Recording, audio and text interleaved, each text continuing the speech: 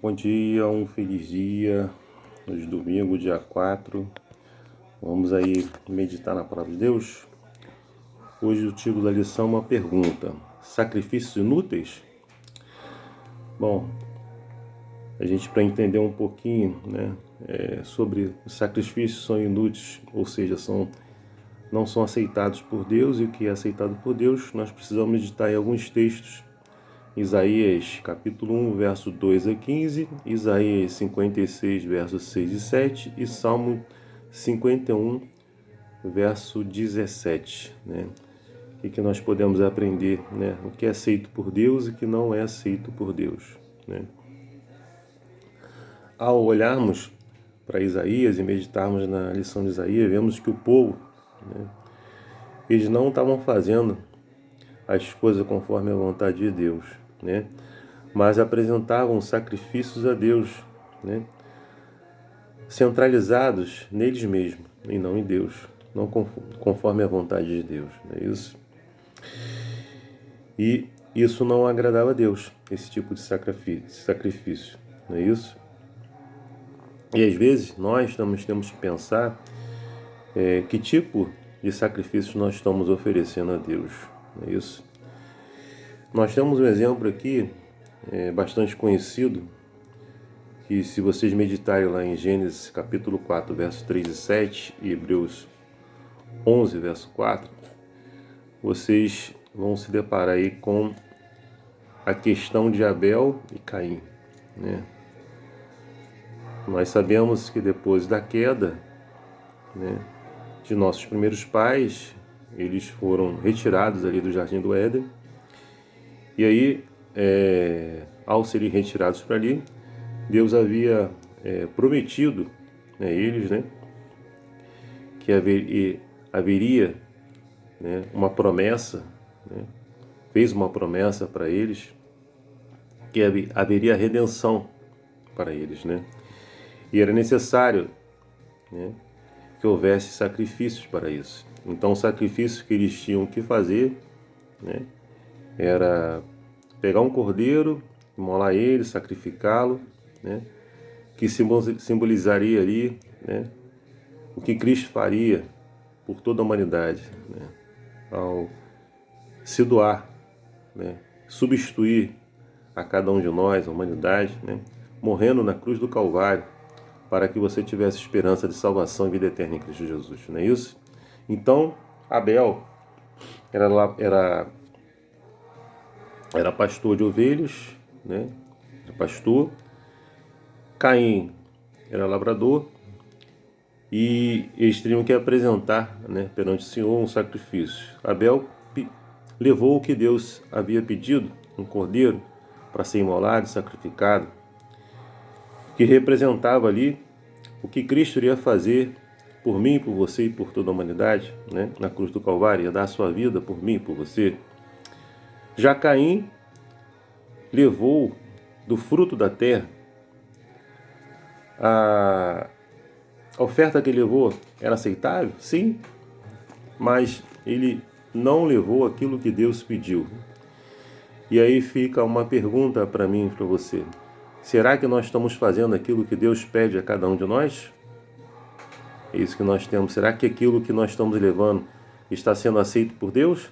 Será que aquilo que nós estamos fazendo está sendo aceito por Deus? É isso que nós temos que ver e ver se nosso testemunho também está sendo de acordo com a vontade de Deus. E aí nós vimos que Deus não se agradou da oferta de Caim,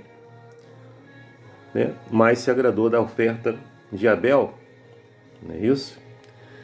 Nós vimos que a oferta que temos que levar ao Senhor deve haver o quê? Uma transformação interior na pessoa. E, infelizmente, Caim não fez isso. Caim desejava viver de maneira como quisesse e apresentar a Deus um mero ritual, com base nas suas preferências, não conforme a vontade de Deus. Não é isso?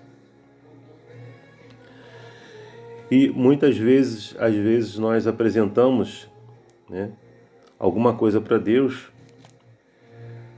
para que